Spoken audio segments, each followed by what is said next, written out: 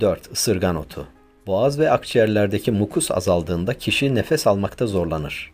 Bu da genellikle virüslerin neden olduğu mukusun nem oranının azalmasına yol açar. Nefes aldıkça göğüs sıkışması ve öksürük krizleri beraberinde gelir. İbn Sina bu sorunu önlemenin en iyi yolunun ısırgan otu olduğunu söyler.